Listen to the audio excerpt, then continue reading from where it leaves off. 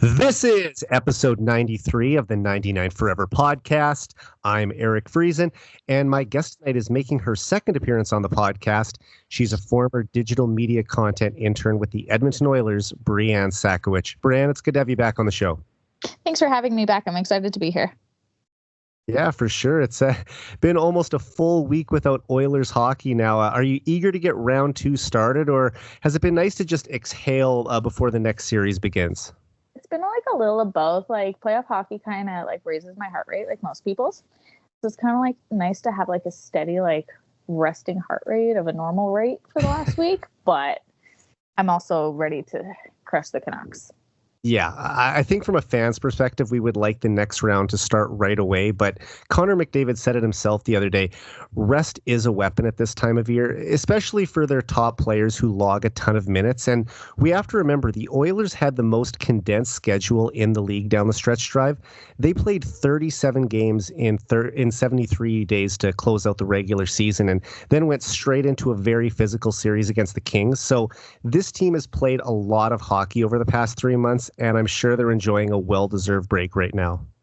Oh, definitely. With like how short they've had between the last couple months between games, especially like the last few games. I think they're really enjoying this nice little break. Even though they're still practicing, they still have like a lot more rest period in between, especially since players play through a lot of injuries during playoffs. Yeah, definitely. And I mean, if you look back earlier in the season, the Oilers had multiple extended breaks. There was the 5-day break in early December when Connor McDavid was inducted into Canada's Walk of Fame. Then there was the Christmas break, as well as the bye week in late January and early February. So we knew that there was going to be a heavy schedule down the stretch. And thankfully, they really pulled it together in the final 2 months of the season and came into the playoffs strong. But yeah, if you can have that extra time off to rest up, I think it's very valuable at this time of year. I definitely agree. And hopefully when we go into the Canucks season or series tomorrow, we're able to make relatively quick work of it as well, since they didn't get as much rest time. Yeah, definitely. And Brianne, you're the fourth guest on the podcast so far in the playoffs, but the first who lives in Edmonton. So tell me, what's the vibe around the city like right now? Are you seeing Oilers car flags everywhere? Are people wearing jerseys to work? Just give me a general sense of the excitement level in oil country right now.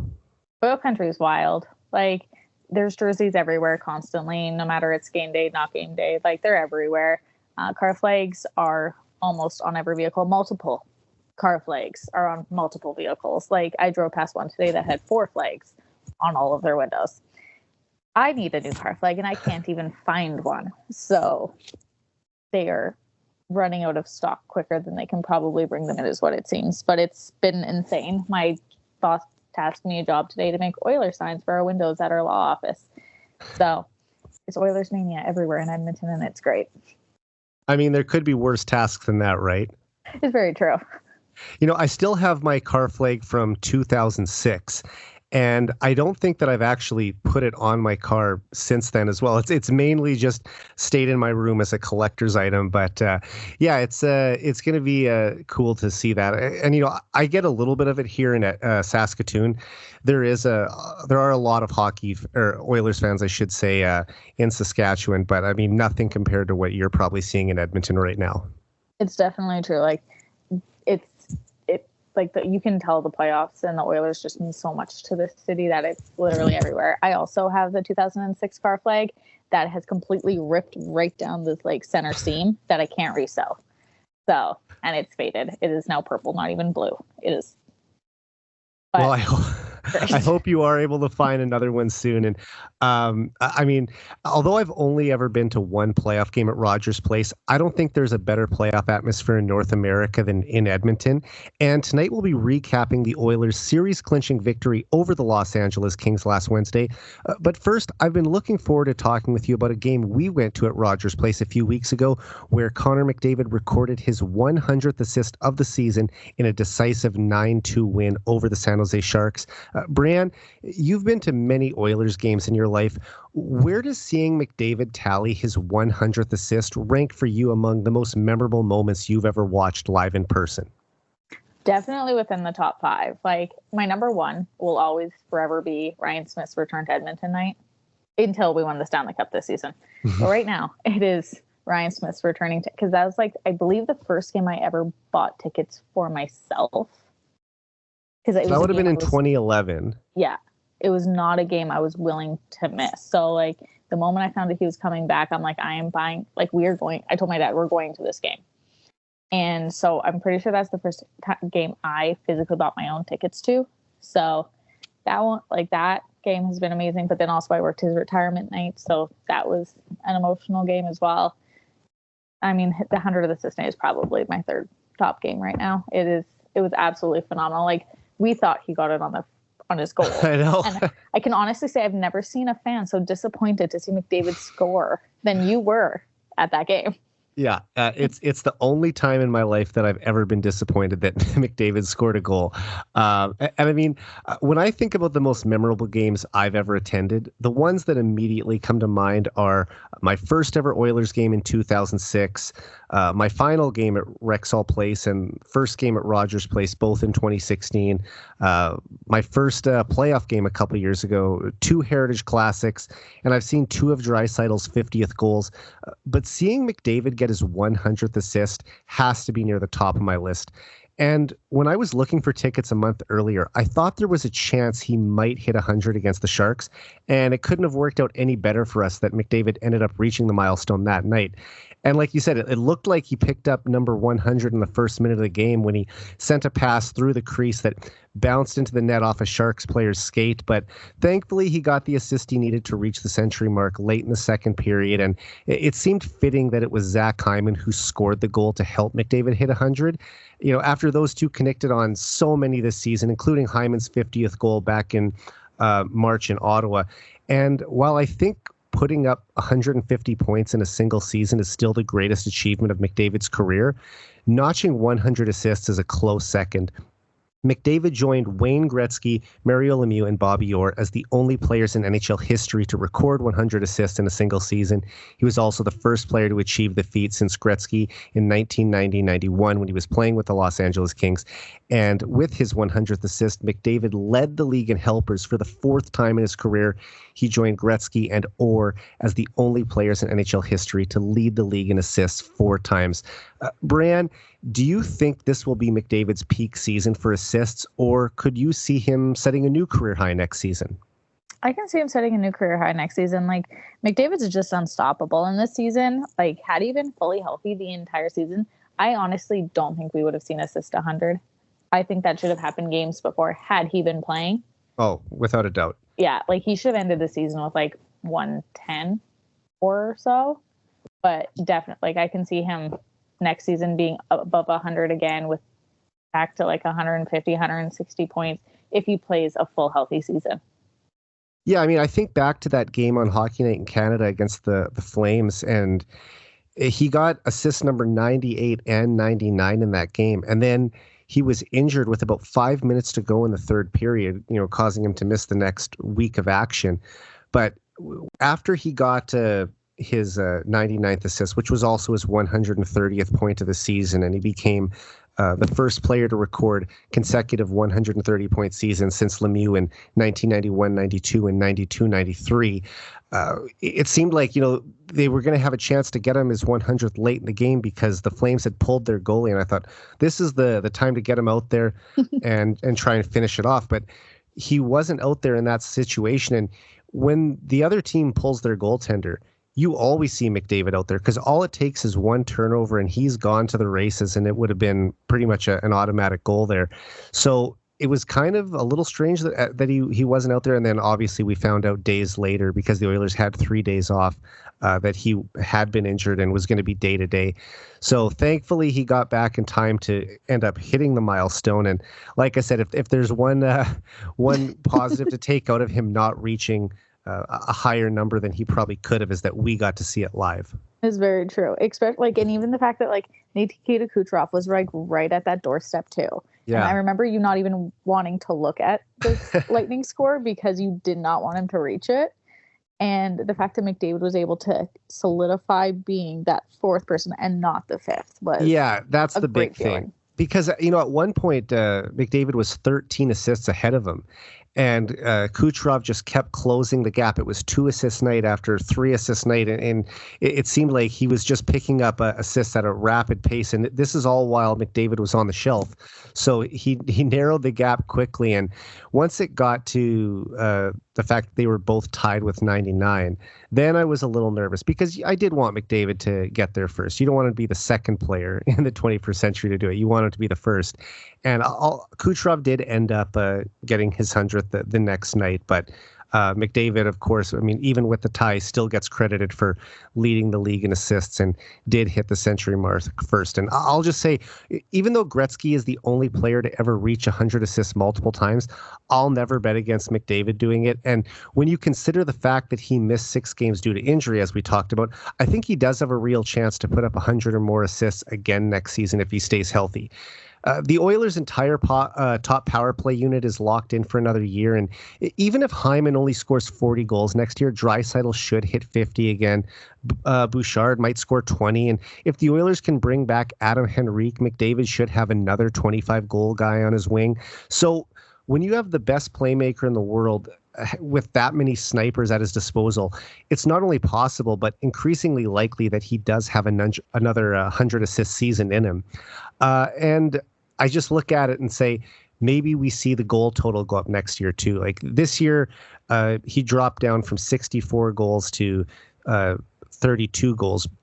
And that might have been in part because of the oblique injury that he suffered earlier in the season, or it could have just been a new focus on trying to get his assist totals up. But I think we'll see him being even more of a two-way monster next season, and maybe he bounces back with another 60-goal and 100-assist effort.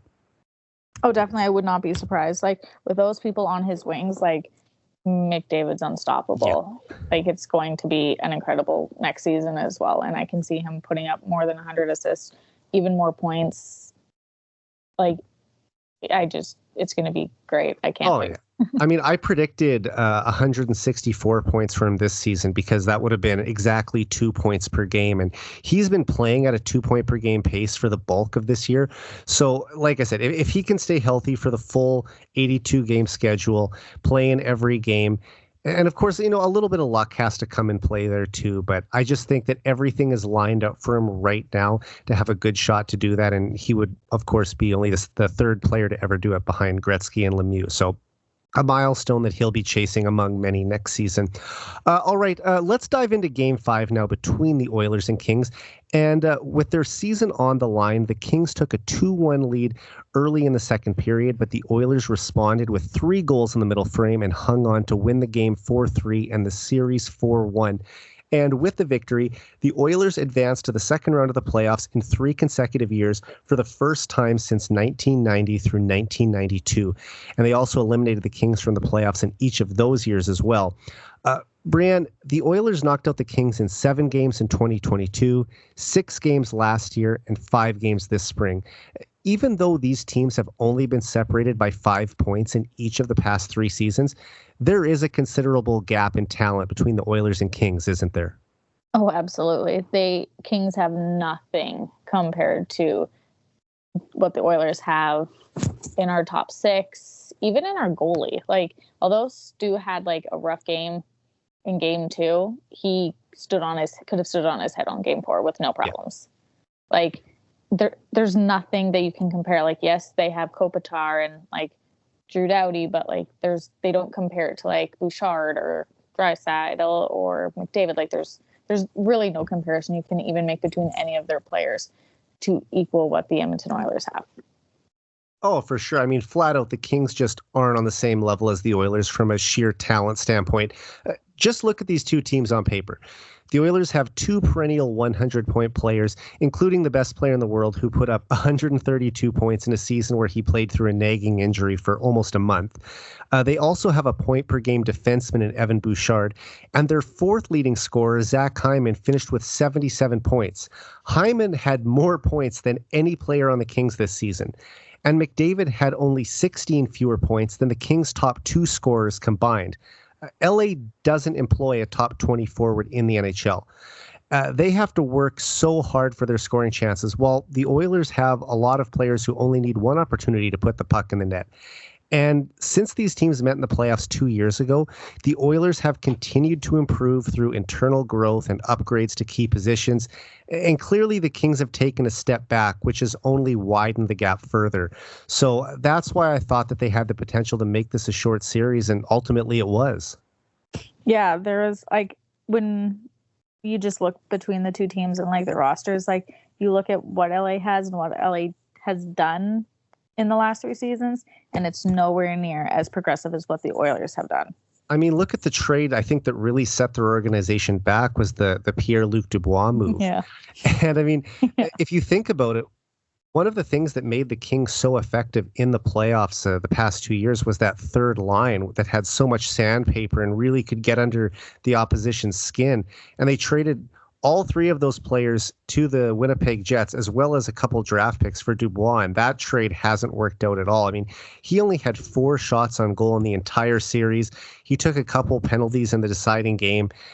I just think the Kings looked at that as the move that was going to get them over the hump and be able to finally beat the Oilers in the playoffs. And he really didn't have any type of a positive impact in the series. If anything, he had a negative impact. I agree. He, like that penalty that Draisaitl got against him first or second period in front of the Oilers bench. Yeah, second period. There was, like, why would you do that with how lethal our power play is? Like, why?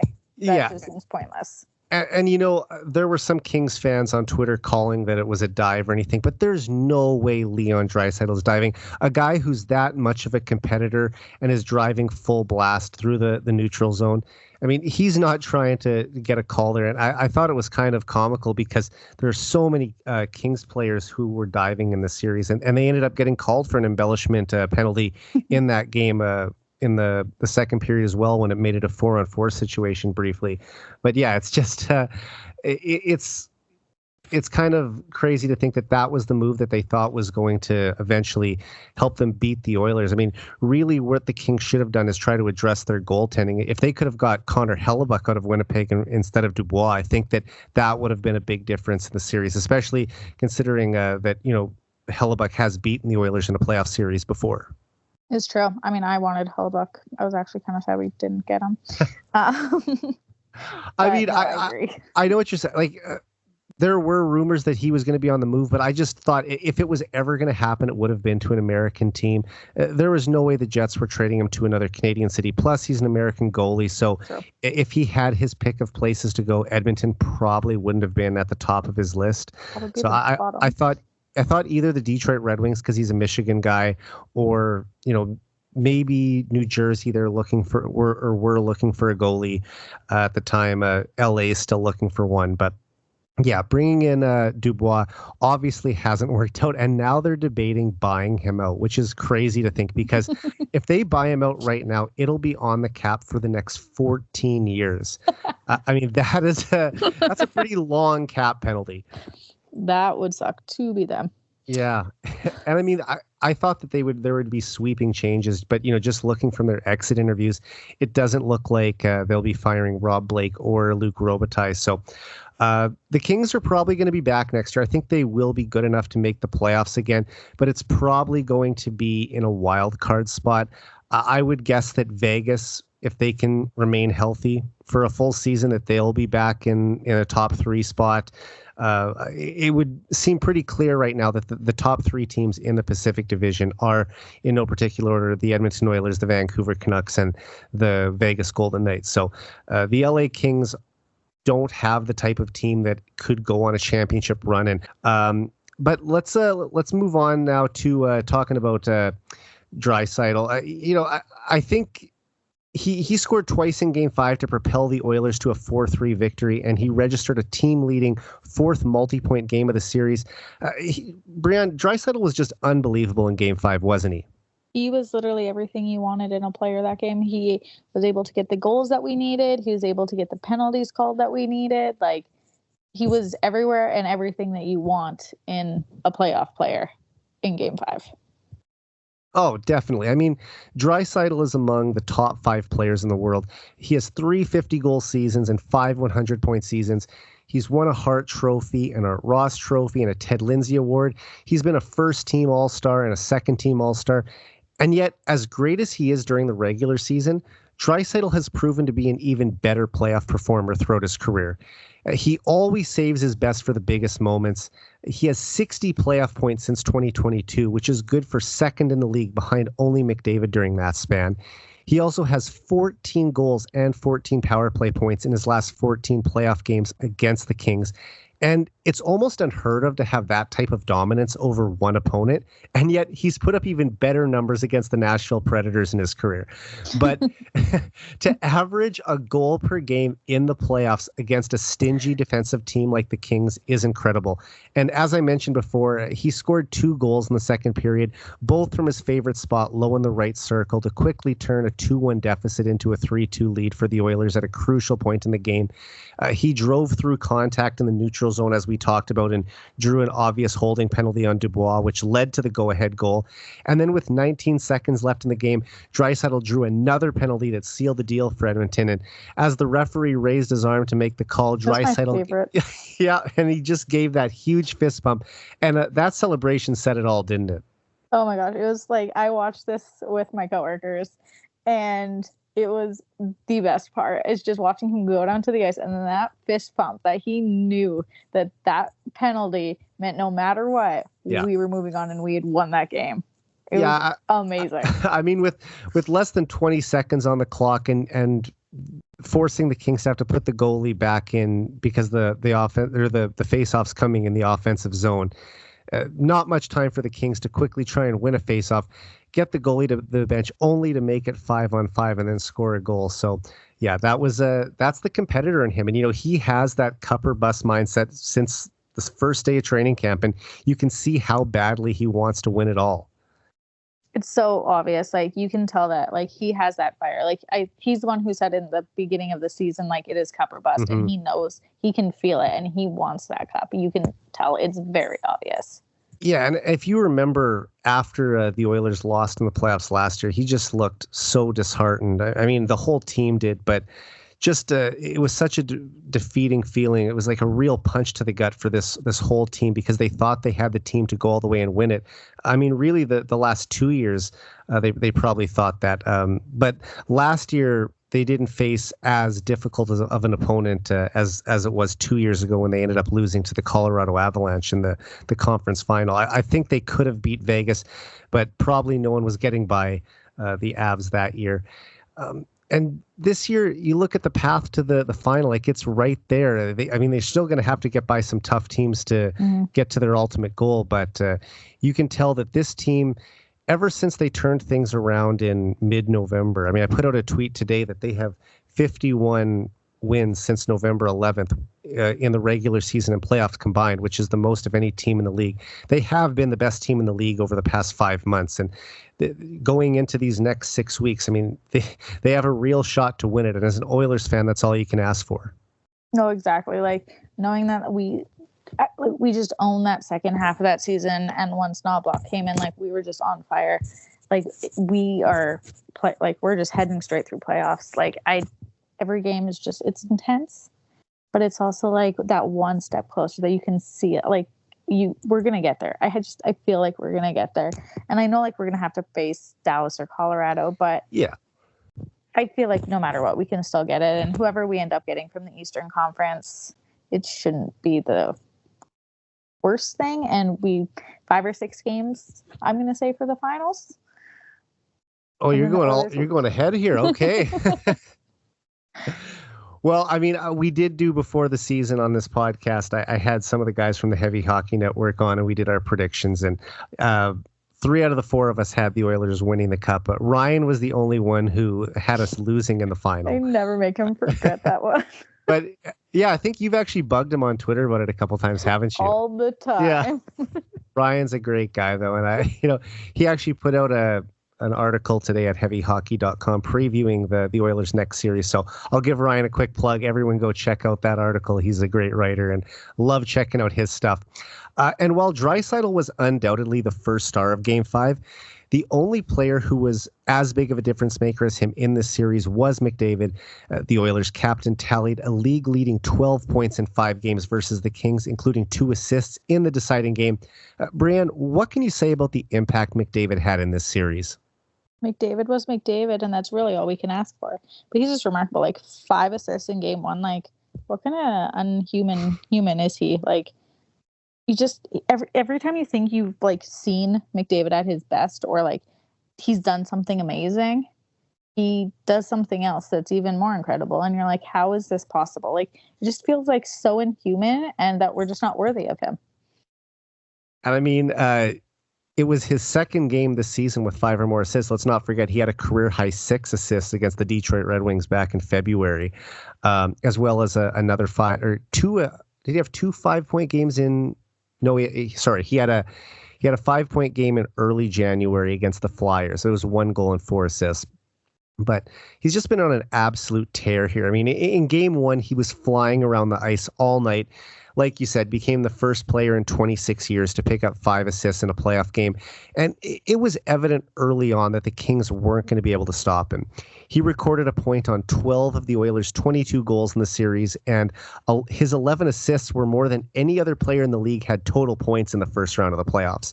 He also reached 3 impressive milestones in Game 5. McDavid recorded his 110th assist of the regular season and playoffs combined on Draisaitl's first goal tonight. McDavid became the first NHL player to record 110 assists in a single season, including playoffs, since Doug Gilmour in 1992-93. He also became the first Oiler to achieve the feat since Wayne Gretzky in 1987-88. And McDavid joined Gretzky as the only players in NHL history to record 10 assists in one playoff series multiple times. It was also McDavid's 3rd consecutive playoff series with 10 or more points, which tied a NHL record shared with several other players as well. And Brianne, I think most Oilers fans would agree that we are blessed to live in an era where we get to witness the best player in the world every night and marvel at what he does. It's so true. I mean, I am a 93 baby, so I missed the Gretzky era for basically my entire life. So I didn't get to really, I don't have those memories of Gretzky, whereas I now get to have the memories that McDavid has brought to Edmonton. So it's like a different dynasty series for us, which is something I thought I needed in my lifetime, and I'm so happy I get. Especially because if you compare it to what the Oilers were like when you were working for them, I mean, it's night and day 10 years later. It was horrible. Like, that was like that was a terrible era. Like, that we were just absolutely horrendous. Yeah. But I mean, it was all worth it because you had to go through that pain and suffering to get McDavid. It's true. 11.5%. And ironically, tonight was the NHL draft lottery, which the San Jose Sharks won. But, thinking back 9 years ago to that moment when the Oilers landed McDavid, it was a franchise altering day. And, it's also worth mentioning that McDavid moved into 2nd all-time on the NHL's playoff assists per game list during this series. McDavid now has a career assists per game average of 106. He joined Gretzky as the only players in NHL history who have averaged more than 1 assist per game in their careers in both the regular season and playoffs. And, for fans who were around in the 1980s, they were fortunate enough to watch both of these superstars at the height of their powers.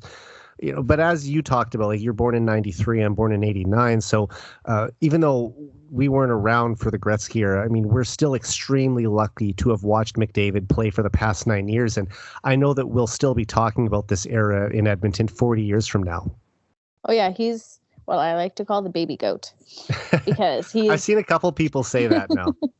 He's Gretzky 2.0 for us, and it's absolutely amazing. And the fact that the Oilers have gotten both Gretzky and McDavid is just like, how did we get so lucky that we ended up with the 2 best players? I mean, you have to think of it. I mean, most franchises have never had one player even close to either of them. And the fact that Edmonton had Gretzky in the 1980s and now McDavid in the 2020s, it's just a phenomenal stroke of luck that lightning struck twice for this city. And, hopefully McDavid will enjoy some of the championship success that Gretzky had in his heyday as well. Let's hope it starts this year. Yeah, hopefully we're just about 6 weeks away from that. All right, so this series was expected to be a special teams battle between the Oilers' fourth-ranked power play and the Kings' second-ranked penalty kill. However, the Oilers dominated the Kings on special teams, and it was clearly the biggest difference in the series. They scored at least one power play goal in all 5 games. Brianne, did you almost get the feeling that every time the Oilers got a power play in the series, they were going to score on it? Yes.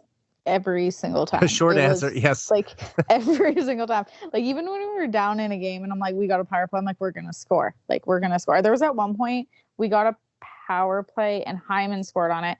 But right before he scored, I was watching the game on my iPad and all I said was, come on, Hyman, tie it up. And he scored like 2 seconds later. But oh, sorry. Go ahead. My sister asked if I was bringing good omens to them, and I said yes. And she's like, did you guess that or did you know? And I was like, I didn't know he scored when he scored. But it's like you watching their power play, like they're just so tight and they have it. Like they know what they're doing. Like they are a lethal power play unit. Yeah. Did you see that one clip? I think it was from Oilers Plus where they had Hyman mic'd up and he was talking to Nuge on the ice, and they were drawing up a play on the power play, and it worked twice I think it was from Game 3 against the Kings, and he just said to Nuge, he said they can't stop it, they can't defend it. And it just kind of it made me laugh to hear them just kind of bantering on the ice about that, because they really did have a setup that the Kings couldn't defend. And I mean, obviously, when you get 2 5-on-3s, that helps too. And having them try to shut down power play is dangerous as the Oilers. But I need to catch up on the last few episodes of the drop on Oilers Plus, because I want to see some of this playoff content they've been putting out.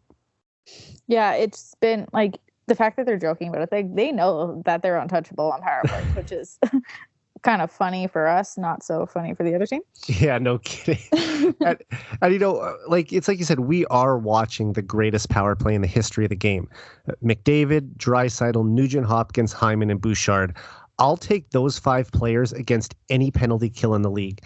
Even Wayne Gretzky said in an interview last season that he thinks the Oilers' current power play is better than his teams had during the glory days in the 1980s. And if you look at the 3 goals the Oilers scored in the second period, 1 came on the power play, and the other 2 were scored just seconds after the power play expired. So even though they were marked down as even strength goals, they were still basically power play goals because the player coming out of the box didn't even have a chance to get back into play. And last year, the Oilers set the NHL record for power play efficiency in the playoffs at 46.2%, and they're currently clicking at 45% in the playoffs this spring. And when your power play is converting on nearly half of their chances against one of the best penalty killing units in the league, every team the Oilers play for the rest of this playoff run will be afraid to take penalties against them. Well, I would like to know how well the Oilers power play unit would do against the Oilers penalty kill unit, because like we went 12 for 12 in penalty kills. Yeah, I'm glad you brought that up too. I mean, our penalty kill was absolutely phenomenal. You could argue that it was even better than the Oilers power play because, like you said, it went perfect. And not that the Kings have the most deadly power play in the league either, but it was really impressive to see the Oilers step up in that regard. And they have been a top 10 penalty kill unit in the league since Knobloch took over behind the bench in November. But I think this is better than anyone would have expected they would do in this series, going, like you said, 12 for 12. Yeah, I would have never expected them to go 12 for 12, like on our penalty kill. And it's unlikely that they'll keep that going in the next series, but it's still a huge confidence builder for this group. It would be nice if they kept it going. I'd be okay with it because Vancouver likes that box. They do have a few more dangerous options, I think, than the Kings have. So, it's you still don't want to get into penalty trouble against them, but I think that we've seen some real progression from this group. And the penalty kill was an area of concern for this team for a long time. So to see them clean up that part of their game, I think that's an aspect that they really needed to improve if they wanted to go on a deep playoff run. Yeah, and they've cleaned it up quite well. And they have they pick those players, like those core players, to run that penalty kill. And they've meshed so well that, I'm a huge Connor Brown fan. So the fact that he is part of that unit, has been amazing from what everybody was talking about him. And he should be back in the lineup too. I mean, that we probably expected Connor Brown to be more of a an offensive player than having to be relied on as a top penalty killer. But that has probably been where he's been most effective this season. And he should be back in the lineup for game 1 tomorrow night with Adam Henrique out. So I don't know if it's just going to be for one game because it just sounds like a day-to-day issue. So hopefully Henrique isn't back. Or hopefully Henrique is back for game 2, but I'm glad that Connor Brown's going to be able to get into a game. And this is kind of off topic, but you and I had talked about this a while ago that we were really hoping that we'd see Sam Gagner get into a playoff game this spring as well. I very much want that to happen. I am a huge Papa Oiler fan. I know you hate when I say that because you guys are the same age.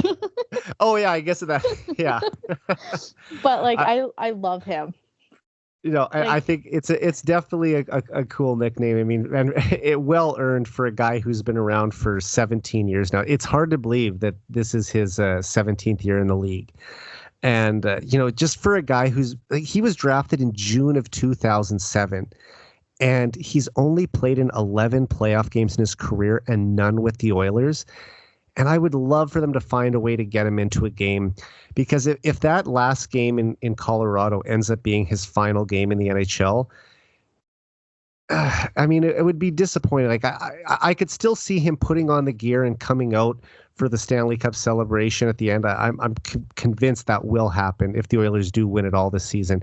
But I would like him to be able to say he played in at least one playoff game with the Oilers. To be with the team for that long on 3 different stints, he deserves it so much. And it was something I would really hope that they consider doing, even if it's just on a 4th line role. I mean, that's where he would slot in if it did happen. I know Chris Knobloch said he didn't want to make any changes to the lineup unless there was an injury, and now there was one, and that's why Connor Brown's going to come in. I think Gagner is probably their 14th or 15th option at this point. So it would probably take another guy getting hurt for him to get in. But, man, it would just be great to see Gagner finally playing one game, and it would have to be at Rogers Place, too. Oh, 100%. Like, I will actually be very sad if Gagner does not play a single game and we win the Stanley Cup. Like, he needs to just one game. Just pick. He's still going to get his name on the cup, though, and he'll still get to be a part of the celebration. But to play a playoff game in an Edmonton Oilers jersey, like the team that drafted him, he's played for us 3 times. We've never made the playoffs until now with him. Like, it's his turn. Like, I couldn't think of a better way for him to, go into retirement. That would be the perfect send-off. 100%. All right. After holding a 2-goal lead after 40 minutes, the Oilers limited the Kings to just 5 shots on goal in the 3rd period when they were fighting for their playoff lives. Brianne, we know the Oilers are lethal offensively, but how encouraging was it for you to see this team lock it down defensively under that type of pressure? Amazing. Like, Coffey has done so much for our defensive play. It is phenomenal, and it is great to watch. I'd give Mark Stewart credit, too. Sorry to cut in there, but I think both coaches have played a big impact. It's true. It is true. I've loved watching Desharnais play. He is, like, his game has done so well. And he's gotten so much improvement that, like, him during the playoffs, like, he is, like, one of those players that you don't really hear about because he doesn't really, like, score or anything. But he's one of those players who, like, make sure he is where he needs to be. Yeah, I think he's really elevated his play, and you talked about what a strong defensive presence he's been. I think this might have actually been a more impressive game than their 1-0 shutout in Game 4, because in that game the Kings fired 33 shots on net, and the Oilers mainly won because Stuart Skinner played arguably the best game of his young NHL career, whereas in the 3rd period of Game 5, the Oilers did an excellent job of denying zone entries and clearing the puck out of danger, and the Kings really couldn't get anything going until they pulled David Rittich late in the game and scored a goal with the extra attacker. And I think the Oilers have been better defensively this season than they get credit for. We talked about it already about how the penalty kill has improved, and they were top 10 in the league in goals against once the coaching change was made. And I think, they were, I'm just checking it right here. They were sixth in the league in goals against since Knobloch took over. And during their 16-game winning streak, they allowed 2 or fewer goals in 14 straight games. However, the Oilers' inability to hold leads has played a factor in why they've lost in the playoffs in the past. And for them to come out at this time of year, when the margin for error is razor thin and close a team out the way they did on home ice, I think it just showed a lot of maturity for this group. You can tell the growth that this team has gone through over the past year from last playoffs against the Kings to this one. It's almost like a completely different group. It's incredible to watch, to see like how much we've grown and the extra additions we've done, but to see them only allow, I think you said 5 shots on net in third period. Yeah. To allow Skinner to honestly have a little bit of a break from the game he had before and constantly be able to keep offensive play glowing that's what you need to continue to make it to the end of these playoffs. Yeah, and score effects really come into play in a situation like that. The Kings are going to be pushing hard. They are desperate to keep their season going. And, for the Oilers to really just give them nothing, just to win a game in that manner was a great sign. And I think that when they get into series against stronger opponents, like if they do run into Dallas or Colorado in the third round, that will be the kind of game that you need to play, because those teams have more weapons than the Oilers saw against the Kings. And it might be unrealistic to hold them to that few shots, but you definitely want to see them keeping the defensive structure in place and really limiting them to as much as you can. And sort of like you said, taking some of the load off Skinner's shoulders. Yeah. Skinner has played phenomenally and played on his head in game 4, but just to have the ability to not make him make that many stops constantly is a nice feat for the Oilers, because even though we only got 13 shots in game 4 and we still were able to win that game, that shows our offensive, but our defensive also shows that we were able to keep them off the score sheet. Yeah, and even though the stat line might not look the best for Skinner in Game 5, he had an .857 save percentage, 3 goals allowed on 21 shots. I think he plays better than his box numbers show. He made the saves when he needed to, and not all the goals were great. There was exactly. So you can kind of see that the score maybe didn't look as close. There was a deflection late in the game, and it just, he probably deserved to have a little bit better save percentage than it ended up being. Yeah, but we won. That's all that matters. And if you look at Grant Fear back in the 1980s, the Oilers Hall of Fame goalie winning 5 Stanley Cups, he never really cared what his goals against average or save percentage were.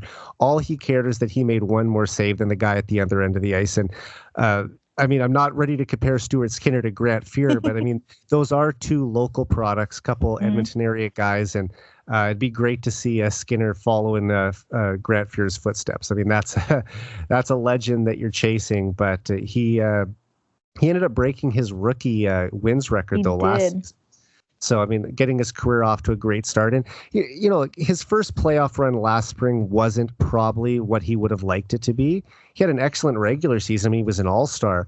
But thrusting him into that sort of role in his first year in the playoffs and going up against a team like Vegas, he didn't have, like I said, the series that he probably wanted to, but he sort of maybe quieted some of his doubters with how he's played in this series, and hopefully he can keep that rolling as they go into round 2. I definitely think he can, especially with Demko being out still. So. And lastly, who else stood out for you in Game 5? Can I keep talking about Skinner? Of course. I just, from last season's playoffs, where I think Skinner should have had way more breaks than Campbell should have started a couple of those games. Woodcroft ran him way too hard last season during playoffs. It was his rookie season. You can't really fault Skinner for that. He went in as the backup goalie and became the starting goalie, and that was not what he was prepared for. It was a tall ask, too, to ask your 24-year-old goalie who's just trying to break into the league to take a team on a cup run. He really was thrown to the wolves early on, and I would say that he handled it very admirably considering yep. what he had to deal with early on. Yeah, like I fault him for nothing in the last. Like he did what you'd expect a rookie goalie to honestly do. Like, and with most starts, like did Campbell even start a game last playoffs? No, he didn't. Skinner was pulled 4 times in favor of Campbell, but like you said, there was a lot of the fan base that was wanting Campbell to get into a game. And I mean, when you're paying a guy $5 million, you'd like to think that he could come in and handle that kind of a start. And the game, it was game 4 in LA last year where they pulled him. The Oilers came back from down 3-0 in that game to tie it. Kings took the lead again. The Oilers tied it 4-4, sent it to overtime where Hyman won the game. And Campbell made some huge saves in the third period to at least get the game to overtime. And I said it at the time, even after a pretty disappointing first year in Edmonton, that one game earned his contract for me that year alone because he kept the Oilers season alive. And you probably would have thought maybe you give him the next start after that just to see if he can keep it rolling. Is there momentum there that you can try and carry over into the next game with his confidence being high? And we know how confidence has been an issue for Campbell in the past, but this was a chance where I thought after playing that well that he should have had the opportunity to start the next game. They didn't end up doing that. And I see what Woodcroft was doing there. Skinner had been his guy for the bulk of the season. And when you get into the most important time of the year, you want to ride with the guy who got you there.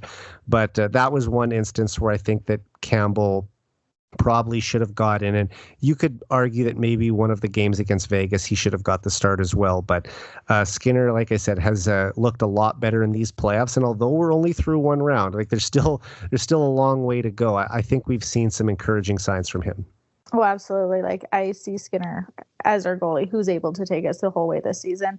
He knows what playoffs are now. He's had his little taste of them last season, and he's geared up and ready to go. And then you have to end every game with the Vinny and Skinny Winnie. Yeah, exactly. I know how much you love that. And for my unsung heroes, I'll go with Evan Bouchard for one. He had 3 assists in the game, and I thought he carried over his strong defensive play from game 4 into this one.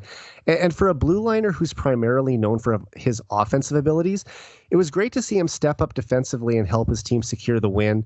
Evander Kane was terrific in Game 5 as well. He was playing with just a fierce determination to score, and he buried the icebreaker in the first period. And he was also a physical presence, finishing with 4 hits. And Kane is the type of player who can really feed off the energy of the crowd. He reminds me in that way of Zach Kassian during the 2017 playoffs. So it's no surprise that he takes his game a few notches come playoff time when Rogers Place is absolutely rocking.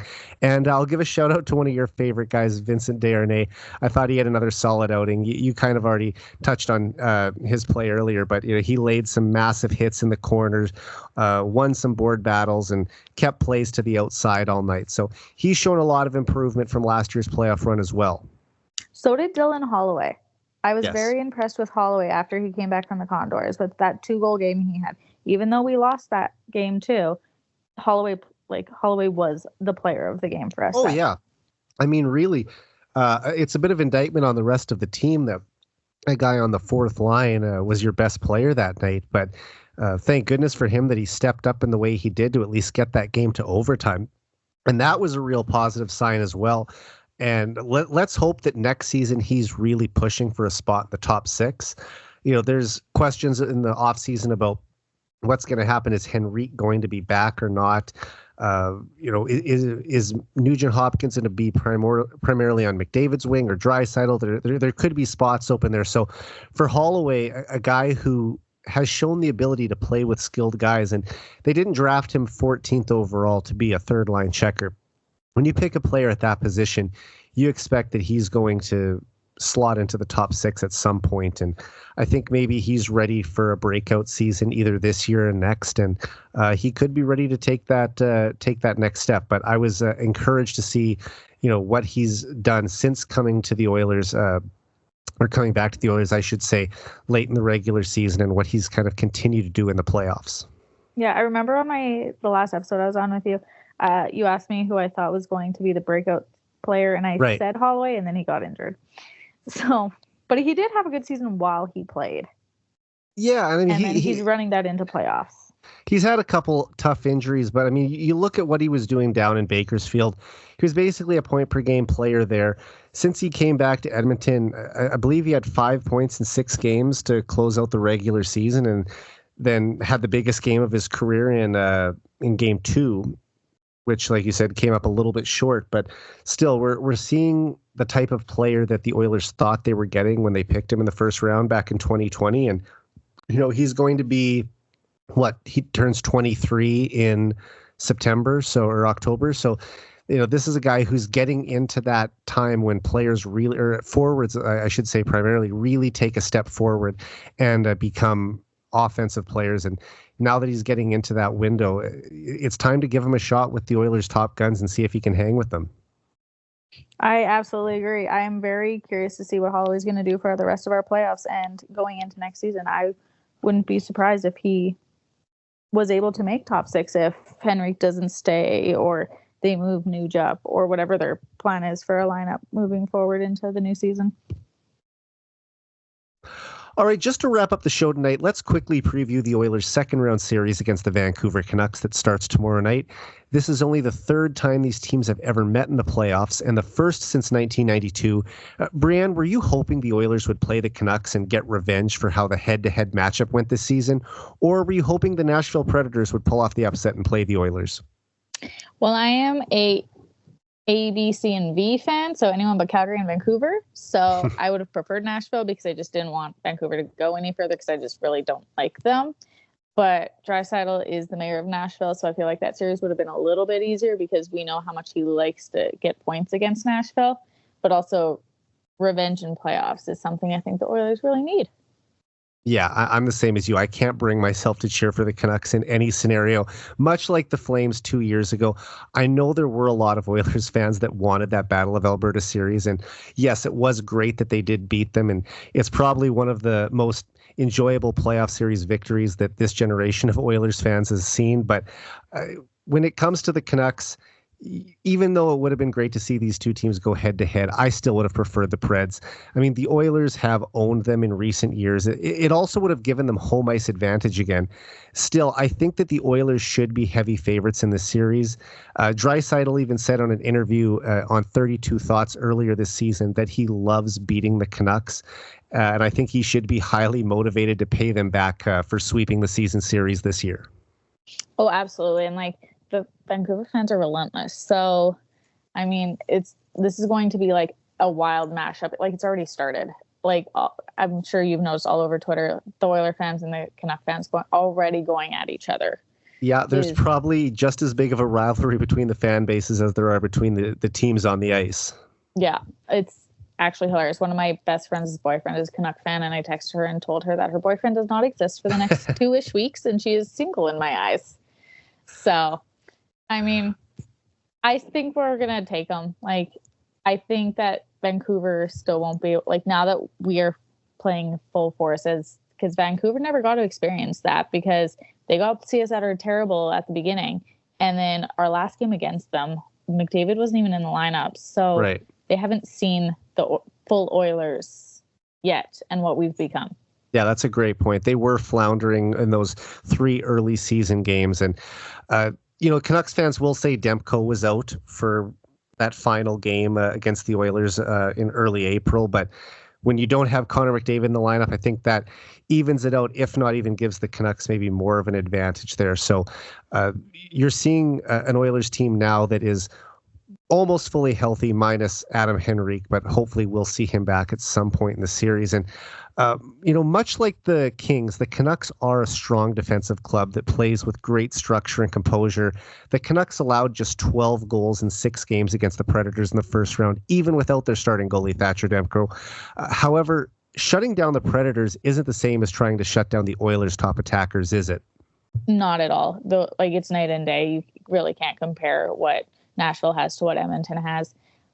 Yes, Vancouver has been able to do it earlier this season when we were not at our top mark, but we're unstoppable at this point. Yeah, I mean, you look at like Draisaitl had 21 straight games with a point against the Canucks before that 3-1 loss on April 13th. And McDavid also had a 17-game point streak that was snapped earlier this season against the Canucks. But both have 23 goals versus the Canucks in their careers. Draisaitl doing so in 45 games, McDavid in 40. Also, Nugent Hopkins and Kane are both BC kids, and I'm sure that they would love to beat their home province's team and get back to the Western Conference Final. So there's going to be a lot of motivation here, especially when these two rivals haven't played each other in so long. It is similar in that sense to when the Oilers went over 3 decades without playing the Flames. So getting this chance to play one of your divisional rivals plus another Western Canadian team, it should be a great series. Oh, absolutely. I'm very excited for tomorrow night to start. I wish we had home ice advantage. That would have been like the icing on the cake for the series. But even then, I still think that the Canucks are not going to be able to top what the Oilers have done in the playoffs and even from November 11th on. Exactly. And, as long as they win one of these first 2 games on the road, steal back home ice and come back to Rogers Place for game 3, I'll be feeling really confident about their chances. I already do, but they just can't get off on a bad foot and lose both on the road. They need to make sure they at least get one of these games. And from there, we know how strong the Oilers have been at home all season. They have the best home record in the league since November. So taking back home ice advantage will be key here. And just getting the feeling of beating the Canucks for the first time. The last time they beat the Canucks, I believe, was in January of 2023. It was Bruce Boudreau's last game behind the bench for Vancouver. And that was also the game when McDavid got his 40th goal of the year, I remember. So coming back and winning in their building, a building where they've had success in their career. If you remember during the bubble season, the Oilers dominated the Canucks. Like I said, just stealing one of these next 2 games is going to be crucial for this series. And finally, who do you think will win the series and in how many games? Oilers, for sure. That's not even... I guess I should have known that. You did already call them going to the final, as I know. Just a formality, I'll ask you. That's okay. Oilers, obviously, because I just can't see the Canucks being able to pull out a series win against us. And I think I'll give them 1 extra game. So I think it's going to be Oilers in 6. I think Vancouver might be able to take 2 games, but I don't think it'll go to a game 7. I don't think Vancouver's going to be able to keep up with our power play or penalty kill, our top 6, even goalies, because Demko, as far as I've read today, is out until at least game 5. Yeah, I think Frank Saravelli had that.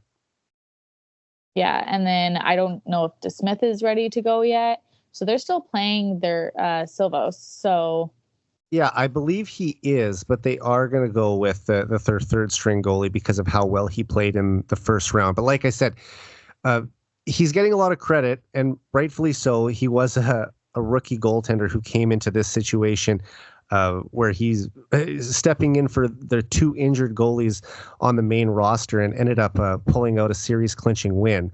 But he hasn't faced the likes of McDavid and Draisaitl. And he had that comment in an interview earlier where he sort of alluded to that he didn't know who they were. And I think that's just bulletin board material for the Oilers and will add some fuel to the fire to show this kid who they are. Right? Like, he hasn't seen anything yet. So, yeah, he played Nashville. I looked at his games. He's played Nashville, Arizona. He's never really played those top tier teams. So to have him come head to head with McDavid, but even Draisaitl, like, he's not going to be able to stop Draisaitl from his office. There's no way he's not there's no way he's prepared for the skill that Draisaitl can score from his office. And this team is a lot more than just McDavid and Draisaitl, but when you have those 2 nuclear weapons at your disposal, they will be leading the charge. And they always step up come playoff time. I mean, I've talked about it. If you go back and listen to the last few episodes, including this one, we've praised them on how crucial they've been to leading the Oilers to this point and getting them through that first round of the series. And I just feel like at this stage of their career, they don't want to go through another playoff disappointment. And this is, like I said, a rivalry team. So I think the Canucks will probably still steal 2 games in the series, but the Oilers will come out on top and take it in 6 games. Yeah, I think it's going to be great. Even like a Buchbaum, I don't think he's prepared for what Bouchard can dish at him. Like, it's going to be a good series. I can't wait to watch this happen. Absolutely. And Brianne, just to close out the show tonight, we talked last time when you were on the show, you shared some stories about your time working for the Edmonton Oilers. I just thought it'd be a kind of a fun way to end today's episode if you could just maybe share one story from your time as a digital intern 10 years ago. Wow, you make me sound so old. Well, since it's episode 93, I think I'm going to have to do a nude story. Okay. So I got to spend almost an entire day filming a hockey clinic with Nuge, and just being able to like see his hands-on experience like with the children, but also like see him kind of in that coaching role with the children, as well as just being able to see Nuge as the person and not like Nuge as the Edmonton Oilers celebrity player, was honestly just like a really nice feeling, because you see these hockey players as these big like people, and then forget that they're just like basic people like everybody else. They do everything that everybody else does. But like, he was only like 20 or 21 years old at the time, right? Yeah, it was 2014. So he'd only been playing in the NHL for three years.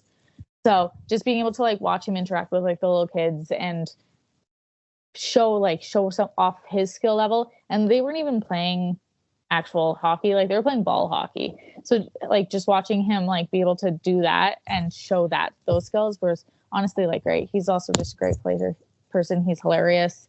I used to sit on the stairs outside the media center and I could interact with the players, and Nuge was always one to walk by who also had the ability to make me laugh for doing something ridiculous, which was great. And he comes across as more of a quiet guy too. Is that what he's like in person? So he's definitely a little bit more shy until like he's kind of like me, until he kind of gets to know you. Right. And then he opens up a lot more as like he gets to know you. And if you're on a media team, because you do spend so much time and are in close proximity to these people, and you kind of just be able to filter in and get to know them as people. And it's actually a kind of cool experience. So was he one of your favorite Oilers players during your year with the team? Yes. At least to interact with, at least, is what I mean. Yeah. Yeah. He was probably one of my, it was him, Yakupov, which is weird. And Matt Hendricks and Gazdic were my top four of like the ones that I would interact with the most, because they were the most like, Hendricks has a really big personality and is a lot of fun to be around, and just like likes making people laugh. Yakupov got injured, so we ended up just getting to know each other. But Nuge was one of like, Nuge and I are the same age, so I think it was like going and knowing that we are the same age, and like we kind of like we wouldn't have that massive like age difference of him being like 40. You felt like this is a guy you might have went to high school with or something. Exactly. I think Yakupov was a 93 born too. 90. He's a year. I mean, he's a draft year younger, but he might be a 94 baby. But still close enough in age to you. Yeah. Yeah, but then like Matt Hendricks was like a dad, so it was. Yeah, exactly. Especially because you were only like 20 or 21 at the time too, and he was, well into his career by then. But no, that's great. And you've talked about Gazdic before, and I mean, he's obviously on TV now, so his personality has led to a media job after his NHL career.